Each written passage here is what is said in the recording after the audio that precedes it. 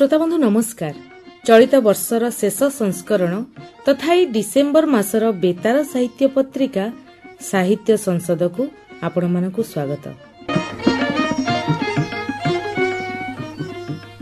एथर आमर पत्रिकार स्थान पाइछि विशिष्ट साहित्यिक डॉक्टर नारायण साहुंकर आलोचना, डॉक्टर रंजिता नायकଙ୍କ कविता एवं कथाकार भीम पृष्टिंकर गल्प।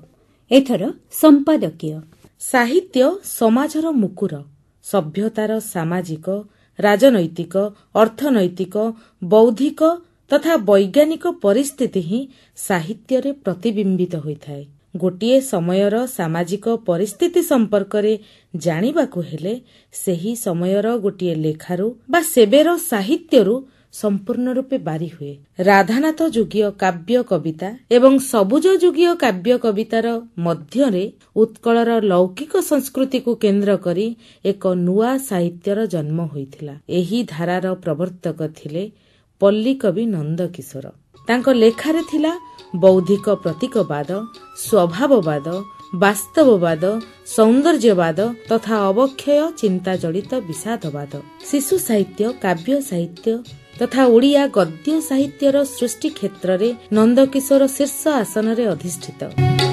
न पढ़िले पाठ हाणिब रे काठ, खाइबाकु न पाइब, लुगा न मिलिब, घर भांगी जीव, बड़ कष्ट हे पाइब।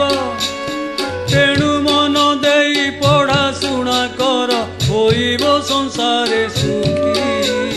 ध्यान ध्यान करी पाळी भोकी शोषी, सेविब हे रंगी। तांकर एकमात्र उपन्यास कनकलतारे तांकर सामाजिक संस्कार प्रयास मनोवृत्तिर परिचय मिले।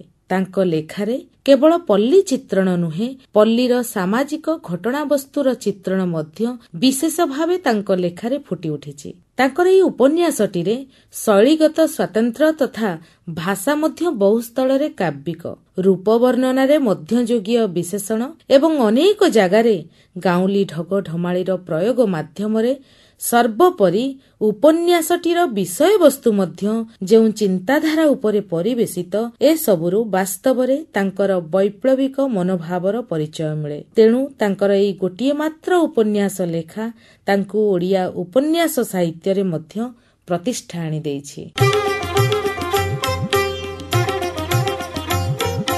ओडिया नवनाट्य आंदोलनर मुख्य पुरोधा मनोरंजन दास को जन्म शतवार्षिकी उपलक्षे आमर स्वतंत्र आलोचना मनोरंजन को नाट्य परिधि। आलोचक प्रोफेसर डॉक्टर नारायण साहू। सकाळ संजरे एते लोक जे आसुचंती नितिदिनिया सूर्योदय आउ सूर्यास्त देखिबाकू समस्ते कोन ए सत्यर उपलब्धि करती? एमती एक असमाहित प्रश्न उत्तोलन करथिले सेदिन आधुनिक ओडिया नाटकर पथ प्रदर्शक नाट्यकार मनोरंजन दास। 1923 मसीहा मार्च 10 तारिख रे कटक जिलार झारकटा पटना ठारे से जन्मलाभ करथिले। सेथिपाई तांकर जीवन एवं पथ भिन्न उपादान रे गढ़ा होइतिला। 1942 रे रचित हुए मनोरंजनकर प्रथम नाटक रात्रि। वास्तव रे किंतु तांकर प्रत्यक्ष नाट्य जीवन आरंभ हुए 1945 रे रचित एवं अन्नपूर्णा थिएटर रे अभिनीत नाटक जौबनरू। परे परे 1947 रे तांक रचित कवि सम्राट उपेन्द्र भंज मंचस्थ हुए ओडिशा थिएटर्स रे।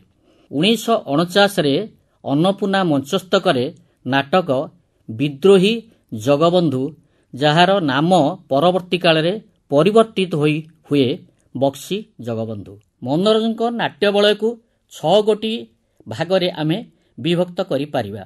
चरित नाटक भावरे कवि सम्राट उपेन्द्र भंज, ऐतिहासिक नाटक भावरे बक्सी जगबंधु, सामाजिक नाटक भावरे जौवन, जन्मबाटी, अगस्ट 9, अवरोध, मनस्तात्विक नाटक भावरे आगामी, बनहंसी, अरण्य फसल, काठघोड़ा, शब्दलिपि, अमृतसपुत्र, वितर्कित अभयारण्य, क्लांत प्रजापति और उर्मी को नहीं पारिबा।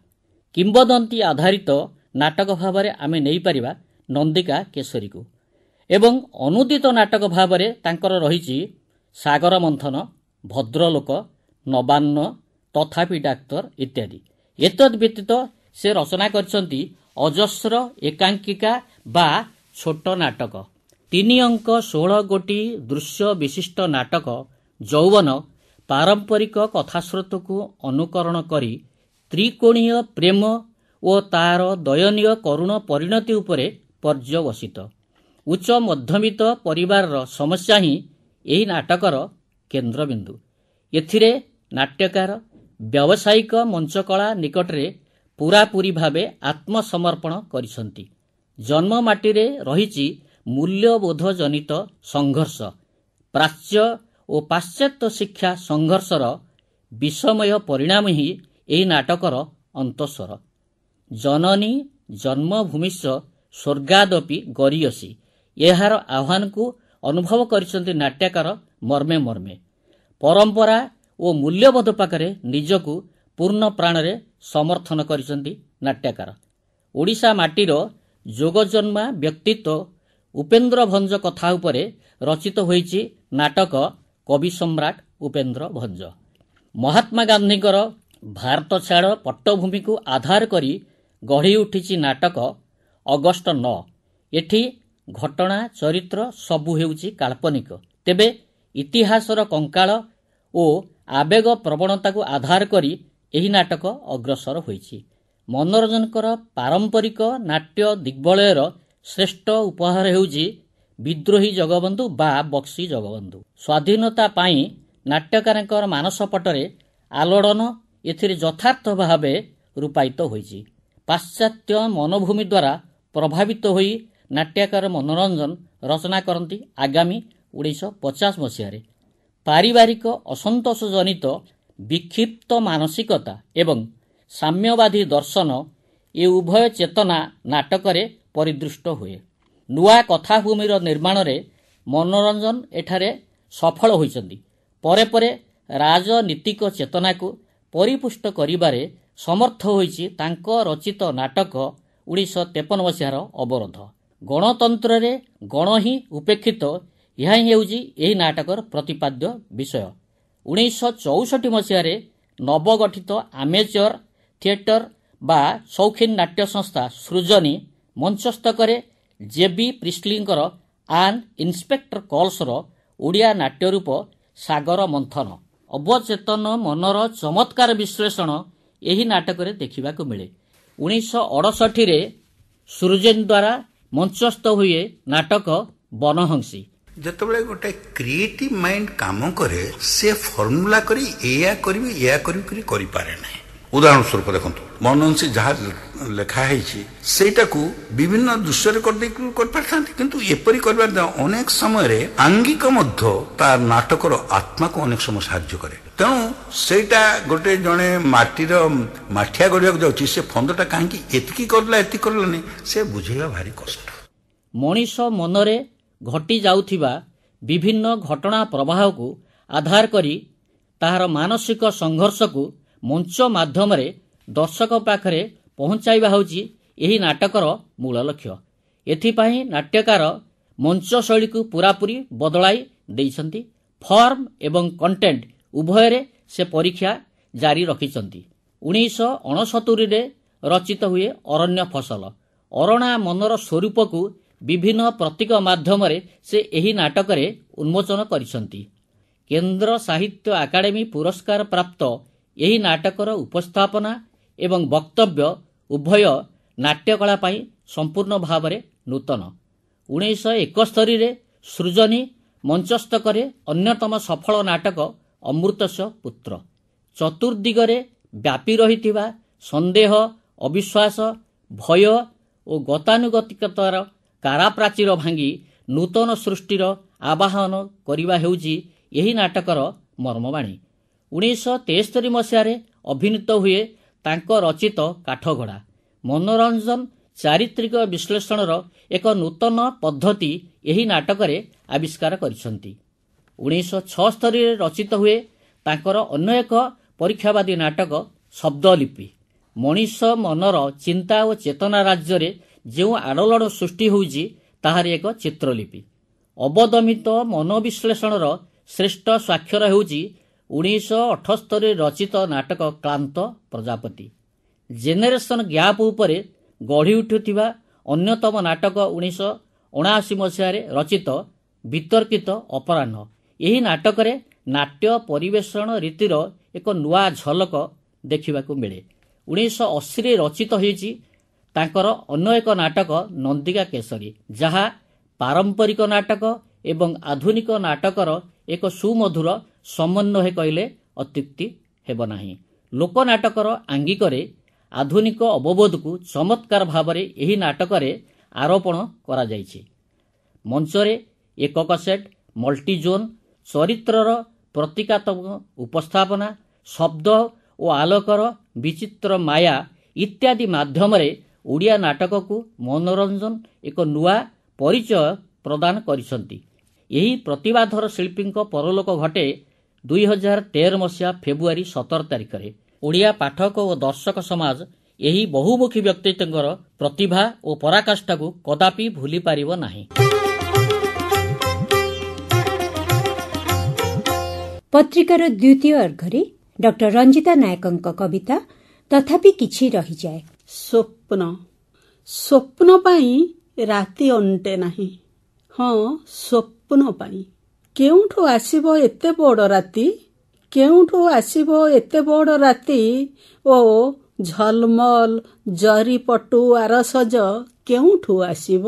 ଅବା କେଉଁ ଅଙ୍ଗ ଛେଦିବ ସ୍ୱପ୍ନର? କରିବାକୁ ସବୁ ସମତୁଲ କେଉଁ ଅଙ୍ଗ ଛେଦିବ? ଭାବି ହୁଏନି ବଢ଼ି ଚାଲିଛି ସମୟର ବୟସ। ପ୍ରତି ମୁହୂର୍ତ୍ତରେ ଆୟୁକ୍ଷୟ ଅଥଚ ଜଣା ପଡ଼େନି। ତାରି ଭିତରେ ବଦଳୁଥାଏ କେତେ କ'ଣ। କାତି ଛଡ଼ଉଥାନ୍ତି କେତେ ଜୀବ, ଖୋଳପା ଛାଡ଼ନ୍ତି। ନୂଆ ମିଶାଣ, ନୂଆ ଫେଡ଼ାଣ, ଚିହ୍ନା ଅଚିହ୍ନା ଚିହ୍ନା, ଏପରିକି ନୂଆ ଖରା, ବର୍ଷା, ଶୀତ, କାକର, ସବୁ ଘଟଣା ଅଘଟଣ ଘଟଣା, ଗୋଛା ସ୍ୱପ୍ନ ସମାହାର।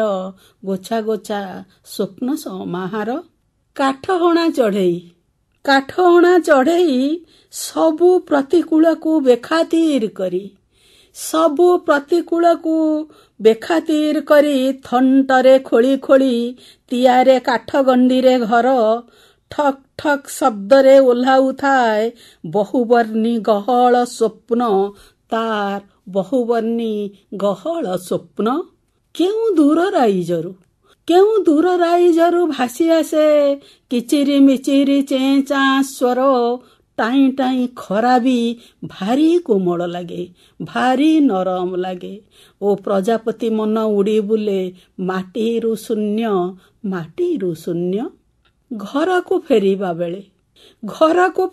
ବେଳେ ପ୍ରତିଥର ନୂଆ ବାଟ। ଘରକୁ ଫେରିବା ବେଳେ ଦେହ ଓ ଆତ୍ମାର ମାଟିକୁ ଚକଟି ପ୍ରତିଥର ନୂଆ ରୂପ। ଖୋଜା ପଡ଼େ ଜନନୀର ଜଠ। ଅଡ଼ୁଆ ସୂତାର ଖିଅ ଯେତେ ସଜାଡ଼ିଲେ ବି ଯେମିତି ଖିଅ ଧରିଲେ ବି ଅଡ଼ୁଆ ଧରେ ସବୁବେଳେ। ଅଡ଼ୁଆ ସୂତାର ଖିଅ ଯେତେ ସଜାଡ଼ିଲେ ବି। ପାହାଡ଼ ଗହ୍ୱରରୁ ଅନ୍ଧାରର ହାତ ଧରି ଯେତେ ଝିଙ୍କିଲେ ବି ପଥର ସନ୍ଧିରେ ଚେର ଛିଣ୍ଡିଯାଏ ଓ ପରକାଳ ପାଇଁ କିଛି ରହିଯାଏ।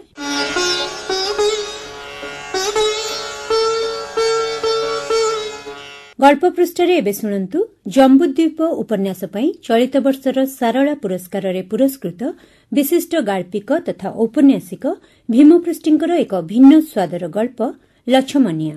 ନଈକୂଳର ପୁରୁଣା ଓସ୍ତଗଛ ତଳେ ପଡ଼ିଛି ଗୋଟେ ମଣିଷର କଙ୍କାଳ। ଏମିତି ଏକ ଜହ୍ନ ରାତିରେ କଙ୍କାଳଟିର ପ୍ରତିଟି ହାଡ଼ ଉପରେ କଅଁଳି ଉଠିବ ମାଂସପେଶୀ ତଳେ ସ୍ପନ୍ଦିତ ହୋଇ ଉଠିବ ହୃତ୍ପିଣ୍ଡ। ସ୍ୱାଭାବିକ ଭାବେ ନିଶ୍ୱାସ ପ୍ରଶ୍ୱାସ ନେଇ ସଚଳ ହୋଇ ଉଠିବ ତାର ଅଙ୍ଗ ପ୍ରତ୍ୟଙ୍ଗ। ଧୂଳି ଝାଡ଼ି ଲୋକଟି ଆସ୍ତେ ଉଠି ବସିବ। ଉପରକୁ ହାତ ଉଠାଇ ହାଇ ମାରିବ, ଯେପରି ମନେ ହେବ ଗୋଟିଏ ଶତାବ୍ଦୀ ଧରି ଲୋକଟି ଶୋଇପଡ଼ିଥିଲା। ତା ଦେହ ଭର୍ତ୍ତି 100 ବର୍ଷର କ୍ଳାନ୍ତି। ଲୋକଟି ଅନୁମାନ କଲା ସେ ଯେଉଁଠି ଛିଡ଼ା ହୋଇଛି ସେଟା ଥିଲା ତାର ନଈବଠା। ଦୂରରୁ ଦେଖାଯାଉଛି ସହର, ରାତିର ଆଲୋକ ଭରା ଝାପ୍ସା ସିଲହଟ। ସେଠି ସେ କାହାକୁ ପଚାରିବ ସେ ସ୍ଥାନର ନାଁ? ସେ କେଉଁଠି ପାଇବ ରାତିକ କଟାଇବା ପାଇଁ ଟିକିଏ ଆଶ୍ରୟ? ଅନ୍ଧାରରେ ଅତି ସତର୍କତା ସହ ଗୋଟିଏ ବସ୍ତିରେ ପହଞ୍ଚିଲା। ଗୋଟିଏ ଝୁପୁଡ଼ି ବାରଣ୍ଡାରେ ଶୁଖୁଥିବା ଲାଲ ରଙ୍ଗର ଗାମୁଛାଟିଏ ଅଣ୍ଟା ତଳେ ବେଢ଼େଇ ଦେଲା। ଦେଖିଲା ଗୋଟିଏ ନୂଆଣିଆ ଝୁପୁଡ଼ି ସାମ୍ନାରେ ବସିଛି ସ୍ତ୍ରୀ ଲୋକଟିଏ। ମିଞ୍ଜି ମିଞ୍ଜି ଲଣ୍ଠନ ଆଲୁଅରେ ରୁଗ୍ଣତା ଜଣେଇ ଦେଉଛି ମଧ୍ୟରାତିର ଅସ୍ତିତ୍ୱ। ସ୍ତ୍ରୀ ଲୋକଟି କିନ୍ତୁ ରାସ୍ତାକୁ ଅନିଶା କରି ବସିଛି। ଲୋକଟି ତା ପାଖକୁ ଗଲା ଓ ଅଦ୍ଭୁତ ଖୁସିଟେ ହୋଇ ସ୍ତ୍ରୀ ଲୋକଟିକୁ ଚମକେଇ ଦେଲା। ରେବତୀ କିଲୋ, ତୁ ଏଠି? ଆଶ୍ଚର୍ଯ୍ୟ ହେଲା ସ୍ତ୍ରୀ ଲୋକଟି। କେଉଁ ରେବତୀ ବା? ବେଶୀ ଗୁଡ଼ାଏ ପିଇ ଦେଇଛୁ କି? ଆଣିଲୁ, କେତେ ଟଙ୍କା ଆଣିଲୁ? ସ୍ତ୍ରୀ ଲୋକଟି ମାଗିବା ଭଙ୍ଗୀରେ ତା ସାମ୍ନାରେ ନିଜର ଡାହାଣ ହାତ ଚକିକୁ ଖୋଲି ଠିଆ ହୋଇଥିଲା। ଲୋକଟି ଇଚ୍ଛା ହେଲା ଘୃଣା ଓ ତାଚଲ୍ୟରେ ତା ହାତ ଚକି ଉପରେ ପକାଇ ଦିଅନ୍ତା ନଣ୍ଡାଏ ଛେପ। ଗର୍ଜନ କରି ହାକିମ ଦେଖାନ୍ତା, ତୁ ସେଇ ରେବତୀ ନା? ବେଶ କିଛି ଦିନ ବାସୁ ବୋଲି ଗୋଟେ ସୁଧାର ପିଲାକୁ ଫାଶରେ ପକାଇ ବେଶ ନାଟ ଲଗେଇଲୁ। ଧର୍ମ ସଇଲା ନାହିଁ, ବାଡ଼ିରେ ବାସୁ ମଲା। ତୁ ବାସା ନ ହୋଇ ଏମିତି ଧନ୍ଦା ଭିତରେ ମାତିଲୁ। ବିଷ ମିଳିଲ ନାହିଁ ତତେ? ବିଷ? ତୁ ରେବତୀ ନୁହଁ, ନିଆଁ ଚୁଲି। ଅଥଚ ନିରୁତ୍ତର ଲୋକଟି ପାଲଟି ଯାଇଛି ଷ୍ଟାଚୁ।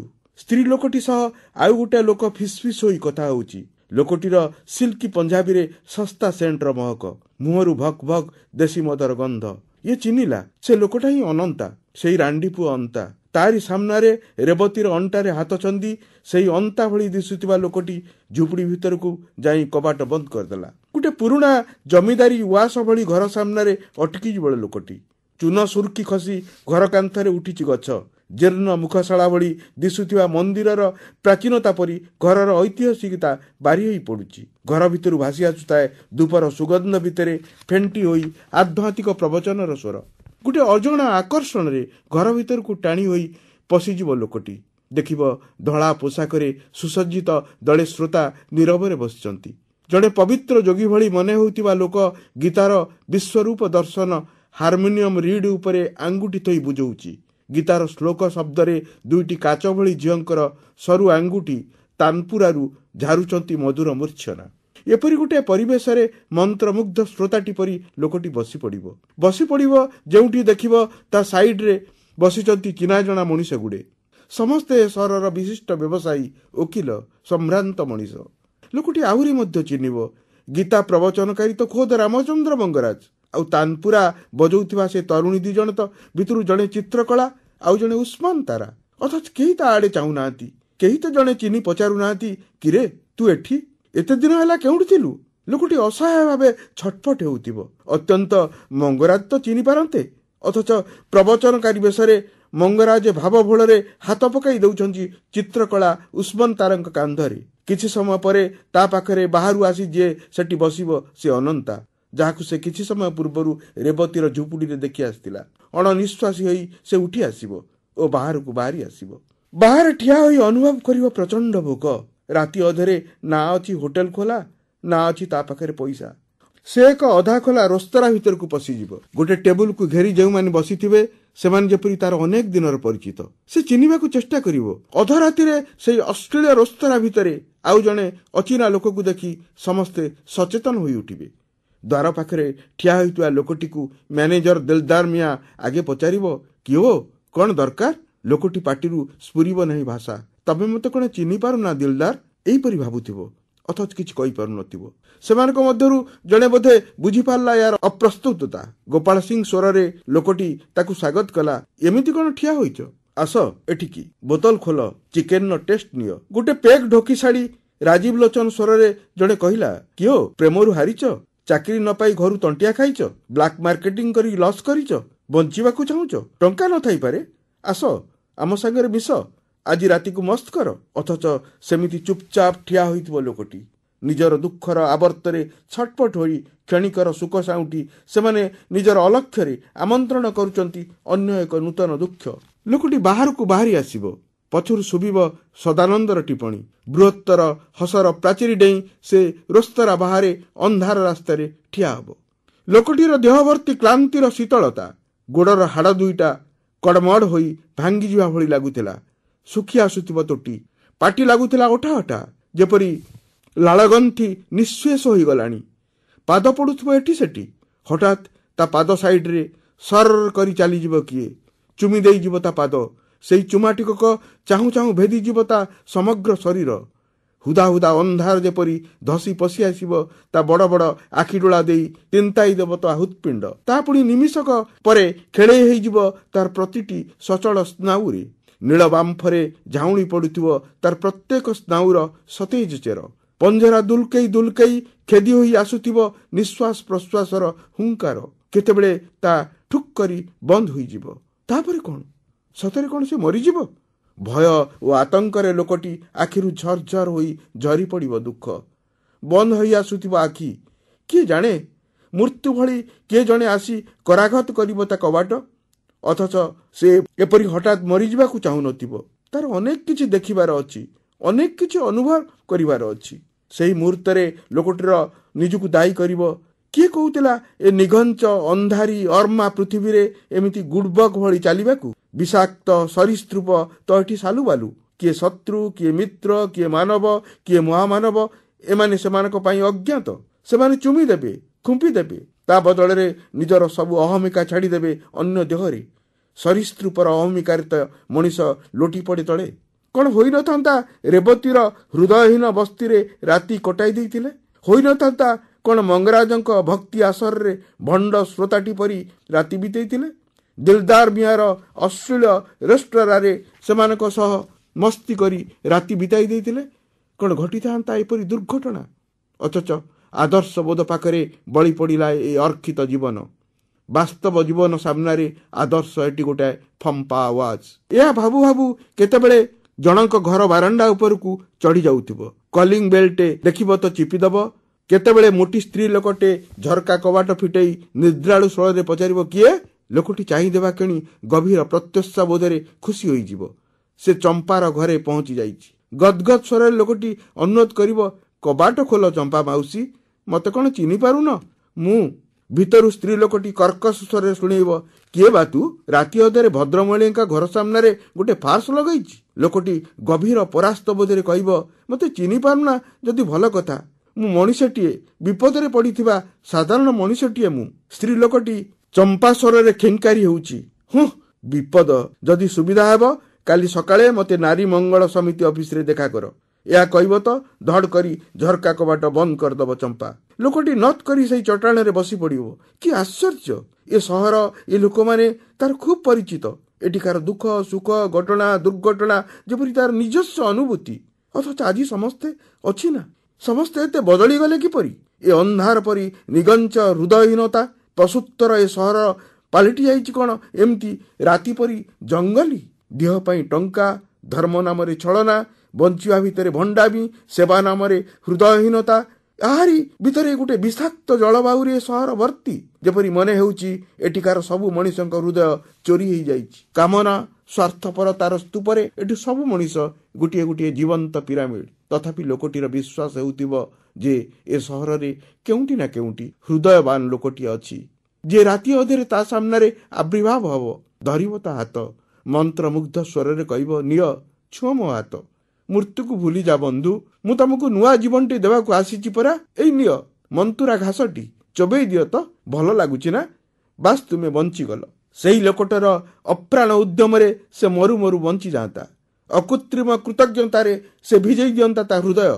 ଭାବବଳ ଚୈତନ୍ୟ ପରି ତା ଗୋଡ଼ ତଳେ ଗଡ଼ିଯାଇ କୁହନ୍ତା, ସତରେ ତମେ ମୋତେ ବଞ୍ଚେଇ ଦେଲ ଭାଇ। ମାତ୍ର ଦେବପ୍ରେମ ମଣିଷଟି କେଉଁଠି ଅଛି?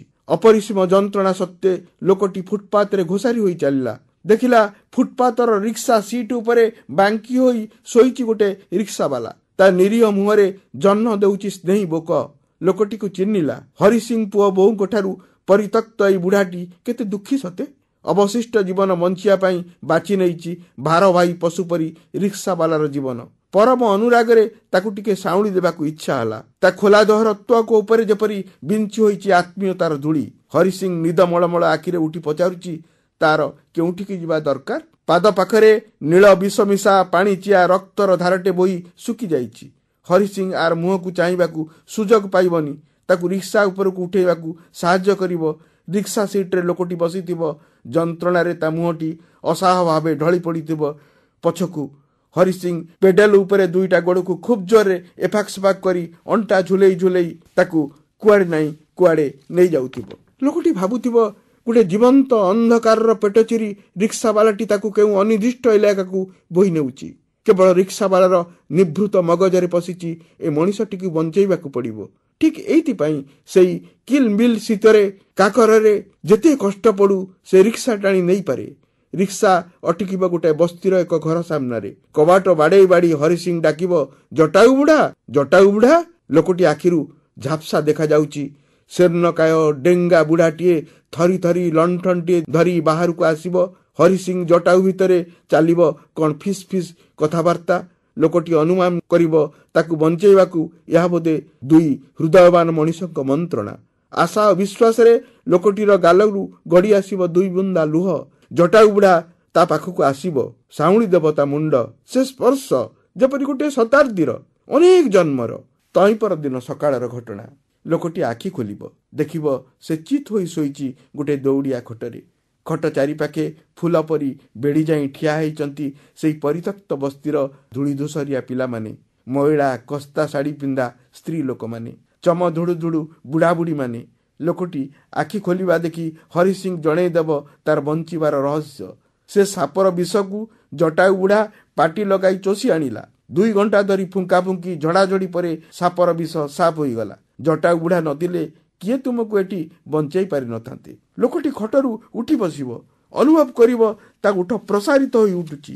ता हस होई अन्यमानक उठरे संचरी जाउची। परिचित विशाल आत्मीयता भरा पृथ्वी जेपरी ता हस सहित हसुची। समस्तक उठरे परितृप्तिर हस, समस्तक आखिरे खुशीर झलक। लोकटी देखिला घर भीतर को बाहरी आसिला। ता आड़े आगे आसुची सेई जीर्ण शीर्ण डेंगा बुढ़ाटी। चेक कंबल उपरे ता लंबा बेक उपरे पृथ्वीर सर्वश्रेष्ठ आबागायित मानववादी आखि दुईटी सूचई देउची तार व्यक्तित्व। लोकटी को देखि जटाऊ बुढ़ार पलक पड़ी आसुतिला। आखिरे पनेई आसुतिला आनंद। कंठ होईगला रुद्ध। मंत्र उच्चारण स्वरे जटाऊ बुढ़ा प्रथमे कहला अरे लक्ष्मणिया। सेतेबेले मूर्ति भली लोकटी निर्बाक। अनेक दिन परे युद्ध फेरंता पुअर बाप भली जटाऊ बुढ़ा दुई शिराल शीर्णकाय हातरे कोड़ेई नेला ताकू। आम लक्ष्मणिया ये एपरी मधुर गुंजनटीए चाहू चाहू खेलीगला समस्तक उठरे। समस्तक उठरे हस, आखिरे लुह। प्रतिटी लुह बिंदुरे गोटे लोकर प्रतिफलन। से जटाऊ बुढ़ार लक्ष्मणिया। जटाऊ बुढ़ा समस्त को शुणई देला से दुर्लभ संवाद। देख आम लक्ष्मणिया फेरी आसी। जटाऊ बुढ़ार पंजरागणा दुर्बल छाती उपरे मथा भरा दई खूब जोरे छोट पिला परी कहीं कहीं होई कांदी उठिला लक्ष्मणिया। श्रोता बंधु एठी शेष करुछु ए मासर बेतार साहित्य पत्रिका साहित्य संसद नूतन आशा तथा संभावनार साहित्य नहीं पुणी जोड़ी हेबा एई मंचरू जनवरी मासर 3 मंगलवार। नमस्कार।